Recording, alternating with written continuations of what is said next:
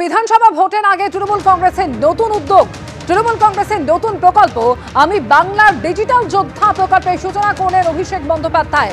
তারুণ্যকে যোগদানের আহ্বান জানিয়েছেন তিনি। এ সম্পর্কে আরো বিস্তারিত জানবো। কৃষ্ণেন্দু অধিকারী আমাদের সঙ্গে টেলিফোনে রয়েছেন। কৃষ্ণেন্দু, আমি বাংলার ডিজিটাল যোদ্ধা এই প্রকল্পের সূচনা করেছেন অভিষেক বন্দ্যোপাধ্যায়, ঠিক কি এই প্রকল্প? দেখো, আজকে এই তৃণমূলের সর্বভারতীয় সাধারণ সম্পাদকের হাত দিয়ে এই প্রকল্পের সূচনা হয়েছে এবং মূল লক্ষ্য হচ্ছে ২৬-এর নির্বাচন এবং বিজেপির মোকাবিলা।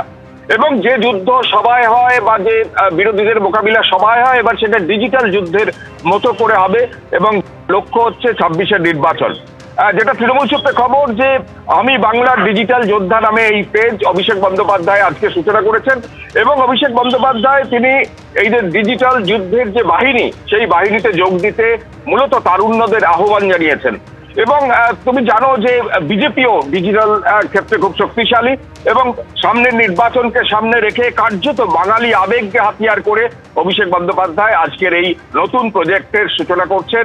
এবং অভিষেক বন্দ্যোপাধ্যায় যে বক্তব্য প্রকাশ্যে এসছে সেখানেও বাঙালির আবেগ সেটাকে হাতিয়ার করে কার্যত বাংলা বিরোধীদের চিহ্নিত করে তাদের বিরুদ্ধে মোকাবিলার জন্যই এই ডিজিটাল যুদ্ধ তার নতুন সূচনা, সেটাই তিনি বলেছেন। ধন্যবাদ কৃষ্ণেন্দু। তৃণমূল কংগ্রেসের নতুন প্রকল্প আমি বাংলার ডিজিটাল যোদ্ধা এই প্রকল্পের সূচনা করলেন অভিষেক বন্দ্যোপাধ্যায়। তারুণ্যকে যোগদানের আহ্বান জানিয়েছেন তিনি। বিজেপির মোকাবিলায় যা তৃণমূলের নতুন হাতিয়ার, বাঙালি আবেগকে হাতিয়ার করে তরুণ তরুণীদের যোগদানের আহ্বান জানিয়েছেন অভিষেক বন্দ্যোপাধ্যায়। অভিষেক বাবু যে ৫ জন বাঙালি সহকর্মী আছেন রাজ্যসভা এবং লোকসভায়, বাঙালি একদম মনে প্রাণে হৃৎস্পন্দনে বাঙালি। শত্রুঘ্ন সিনহা লোকসভায় আছেন, কীর্তি আজাদ সকালবেলা রবীন্দ্রসঙ্গীত শুনে যার ঘুম ভাঙে, ইউসুফ পাঠান তিনি বাঙালি। এই যে সহকর্মীদের নিয়ে অভিষেকবাবু যখন লোকসভায় বসবেন, অভিষেকবাবু সেখানে গিয়ে এই কথাগুলো বলবেন, এই সহকর্মীদের মুখ থেকে বাংলায় বলাবেন, বাঙালি তাহলে বিশ্বাস করবে। এরা পরিষ্কার পরিচ্ছন্নভাবে বাংলা এবং বাঙালির সর্বনাশ করেছে। প্রত্যেক মুহূর্তে বাংলার মা ধর্ষিতা হচ্ছেন, মাটি কলুষিত হচ্ছে এবং মানুষের উপরে অত্যাচার নেমে আসছে। এইরকম একটা পরিস্থিতিতে দাঁড়িয়ে অভিষেকবাবু যা বলছেন তার ব্যাখ্যা অভিষেকবাবুকেই দিতে হবে। আমি একটা জিনিসকে স্বাগত জানাচ্ছি, এই ক্যাম্পেনে সবাই যুক্ত হন, সবাই মোবাইল নিয়ে সামিল হন। এলাকায় এলাকায় বাঙালির ওপরে যা যা অত্যাচার হচ্ছে এই ক্যাম্পেনে দেখান। ধর্মতলায় ২০২২-এর টেট উত্তীর্ণ চাকরি প্রার্থীদের বিক্ষোভ, সেই ছবি আপনাদের দেখাবো, যেখানে শূন্য পদে নিয়োগের দাবিতে আজকে তারা বিক্ষোভ দেখাচ্ছেন। ২০২২-এর চাকরি প্রার্থীরা ধর্মতলার ডরিনা ক্রসিং এ এই মুহূর্তে বিক্ষোভে সামিল হয়েছেন। তারা টেট পাস করা প্রশিক্ষিত চাকরি প্রার্থীদের বিক্ষোভ, আজ শূন্য পদের সংখ্যা ৫০,০০০ করার দাবিতে বিক্ষোভ দেখানো হচ্ছে। সেখানে হাতে হাতে প্ল্যাকার্ড নিয়ে রাজপথে চাকরি প্রার্থীদের মিছিল, শিয়ালদা থেকে মিছিল শুরু হয় এবং সেই মিছিল ধর্মতলা পর্যন্ত যায়। শিক্ষক শিক্ষিকাদের দাবি নয়, এটা পশ্চিমবাংলার প্রাথমিক শিক্ষা ব্যবস্থাকে বাঁচানোর দাবি। তাই হবু শিক্ষক শিক্ষিকাদের সাথে আমিও রাস্তায় নেমেছি।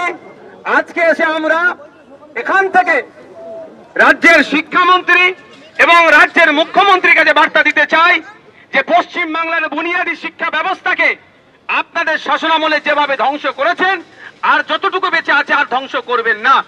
২০১২ থেকে ২০২৪ এই সময়কালের মধ্যে পশ্চিম বাংলায় প্রায় ২৫,০০০ প্রাথমিক শিক্ষা কেন্দ্রকে আপনারা দায়িত্ব নিয়ে বন্ধ করেছেন শিক্ষক না নিয়োগের মাধ্যমে। আর কত স্কুলকে, শিক্ষা প্রতিষ্ঠানকে আপনারা বন্ধ করতে চাইছেন? এই মুহূর্তে প্রায় সারা পশ্চিম বাংলা জুড়ে ১.৫ লক্ষের কাছাকাছি শূন্য পদ আছে প্রাথমিক শিক্ষা কেন্দ্রগুলোতে। তো অবিলম্বে আপনাকে প্রাথমিক শিক্ষা ব্যবস্থা বাঁচানোর স্বার্থে রাজ্যের শিক্ষামন্ত্রী এবং মুখ্যমন্ত্রীর উদ্দেশ্যে আমাদের এই মঞ্চের পক্ষ থেকে বার্তা, ৫০,০০০ কম করে ৫০,০০০ ভ্যাকান্সির নোটিফিকেশন দিতে হবে, ৫০,০০০ নিয়োগ দিতে হবে এবং শিক্ষা কেন্দ্রগুলোকে বাঁচাতে হবে। সেই শিক্ষা প্রতিষ্ঠানগুলোতে কারা পড়াশোনা করে? প্রান্তিক মানুষেরা, প্রান্তিক সমাজের মানুষেরা, ডে লেবার, ভ্যান চালক, কৃষক, দিন আনে দিন খায়, দলিত, আদিবাসী, মুসলিম সহ পিছড়া বর্গের ছেলে মেয়েরা যারা আর্থিকভাবে দুর্বল স্বাবলম্বী নয়, তাদের পরিবারের ছেলেরা যেই শিক্ষা প্রতিষ্ঠানে বুনিয়াদী শিক্ষা অর্জন করে সেখানে কোনো জায়গায় দেখছি ডেটাতে একজন টিচার আছে, কোনো জায়গায় দেখছি টিচার শূন্য অবস্থায় স্কুল চলছে। এগুলো অবিলম্বে সেখানে শিক্ষক দিয়ে শিক্ষার পরিকাঠামোর পরিবর্তন করতে হবে। তাই এখানে মঞ্চের যে দাবি, সেই দাবির সাথে আমি শুধু সহমত নয়, আশা করছি রাজ্যের মানুষ সহমত যে অন্তত স্কুল প্রতি একটা করে শিক্ষক নিয়োগ করা হোক, 50,000 ন্যূনতম 50,000 শিক্ষক নিয়োগ করা হোক। আমি এখানে বক্তব্য দীর্ঘায়িত করব না, এই জায়গাটাও দীর্ঘ বক্তব্য দেওয়ার জায়গা নয়। আমি শুধু এইটাই বলতে চাই রাজ্য সরকারকে, হয়তো আজকে দেখলেন হাজার হাজার টিচার আসলো, এই ধর্মতলা চত্বরে কিছু বক্তব্য দিল, স্লোগানিং করে বাড়ি চলে গেল। এটা দিকে ভাববেন না যে আমাদের কোনো অসুবিধা নয়। আগামী দিনে এই টিচাররা আসবে প্রয়োজনে, যদি আপনি তাৎক্ষণিক ভ্যাকান্সি ঘোষণা না করেন, টিচারের পরিবার আসবে, সিভিল সোসাইটি উঠে আসবে এবং রাজনৈতিক মতাদর্শের ঊর্ধ্বে গিয়ে সমস্ত শ্রেণীর মানুষ রাস্তায় নামবে। তখন কিন্তু এখানে যে সংখ্যক টিচাররা দেখছেন এইটাই আর সীমাবদ্ধ থাকবে না, সেখানে কিন্তু বৃহত্তর আকারের মানুষ দলে দলে এই মিছিলে পা দেবে।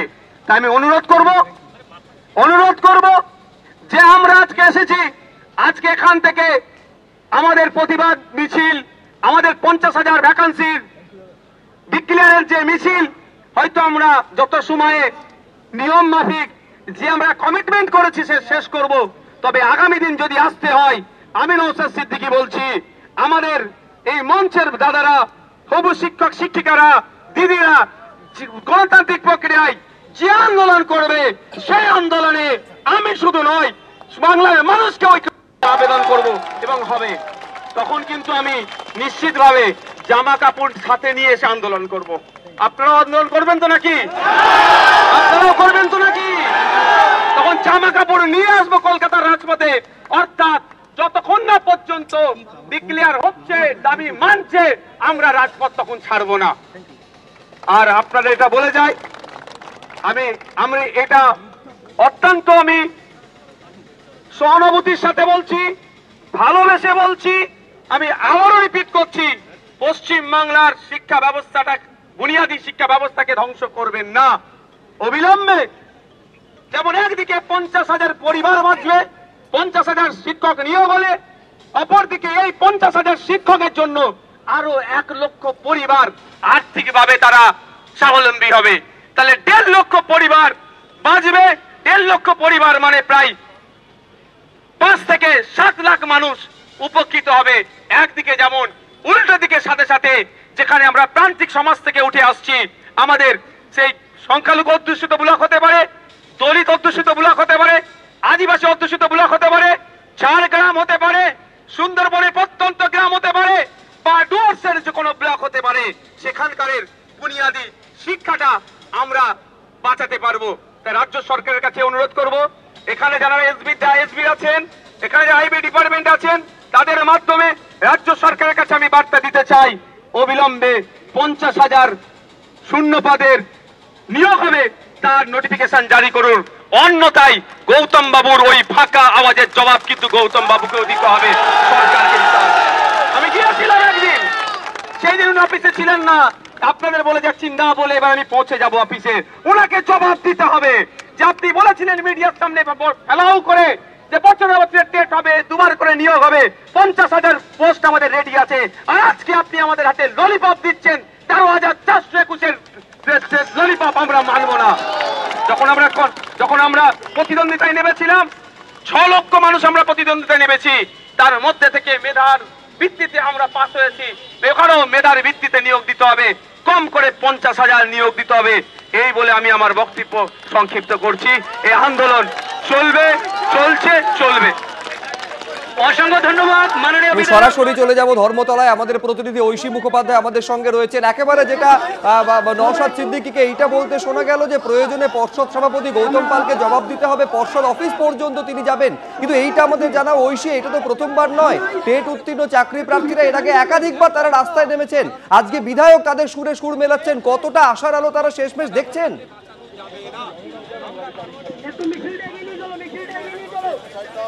একেবারে দেখো, তারা আশার আলো দেখতে পাননি বলেই রাজপথে নামতে বাধ্য হয়েছেন। এর আগেও তারা কিন্তু আন্দোলন করেছিলেন।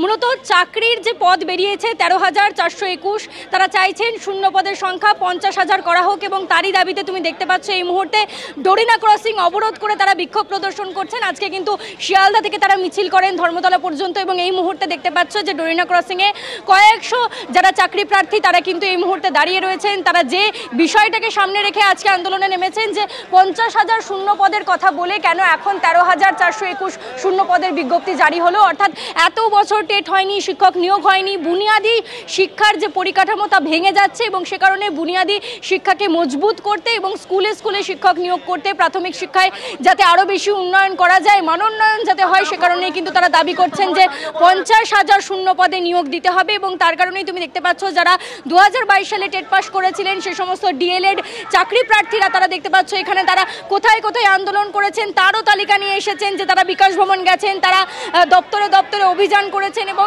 তারা বারংবার দ্বারস্থ হয়েছেন প্রশাসনের এবং তারই সঙ্গে মুখ্যমন্ত্রী মমতা বন্দ্যোপাধ্যায়ের, কিন্তু সুরাহা হয়নি এবং সেই সুরাহা খুঁজতে, সমাধান সূত্র বার করতেই কিন্তু তারা বারংবার পথে নেমেছেন এবং অন্যথা হয়নি। তাই আজকেও কিন্তু দেখা গেল যে 50,000 শূন্য পদের দাবিতে দেখতে পাচ্ছ তারা এই মুহূর্তে পথে নেমেছেন। আজকে আপনাদের দাবি কি? আজ আমাদের দাবি ছিল যে 13,421টা যে পদ দিয়েছে সেটা 6 মাসের রিটায়ারমেন্টে যা পদ, এর থেকে বেশি পদ খালি হয়েছে, সেটা আমাদের যে কোনোভাবে একটা গিলিয়ে দেওয়ার চেষ্টা হচ্ছে। তাই আমরা আজকে শিক্ষকদের অস্ত্র শব্দ আর খাদ্য আর বস্ত্র, যেটাকে মানুষ শুধুমাত্র ভোগে ব্যবহার করে, তাদের সাথে কোনো কিছু ভাগ করে না, কারণ তাদের জড়বস্তু হিসেবে আজকে আমরা এই যে যাদেরকে ভোগ করা, অর্থাৎ 5 টাকার বিস্কুট দিয়েও কোনো একটা সামাজিক পরিবার তার বুকের যে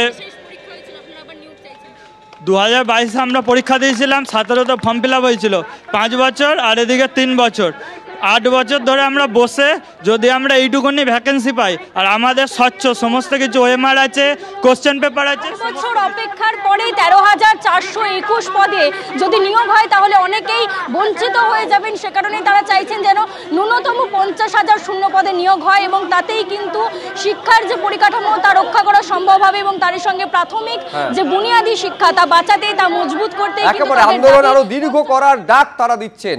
ঐশী, ধন্যবাদ।